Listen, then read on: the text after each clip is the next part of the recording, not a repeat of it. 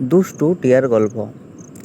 একটি ছোট্ট গ্রাম ছিল যেখানে জিমি নামের একটি দুষ্টু তোতা পাখি ছিল।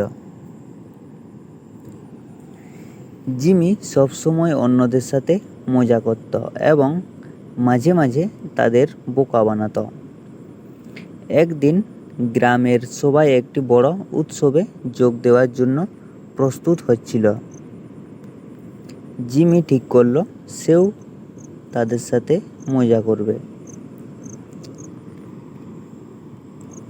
সে সবার পোশাকে কিছু রং লাগিয়ে দিল যাতে সবাই হাসে, কিন্তু যখন সে দেখল যে গ্রামের বৃদ্ধ ও শিশুদের সবার পোশাকেও রং লাগিয়ে দিয়েছে, তখন তার খুব খারাপ লাগলো।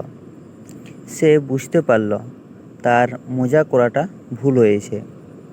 তখন জিমি সবার কাছে ক্ষমা চাইল এবং তাদের পোশাকের রং পরিষ্কার করতে সাহায্য করল। সবাই জিমির এই পরিবর্তন দেখে খুব খুশি হলো এবং তাকে ক্ষমা করে দিল। সেই দিন থেকে জিমি আর কারো সাথে মজা করা বন্ধ করে দিল এবং গ্রামের সবার সাথে ভালো ব্যবহার করতে লাগলো।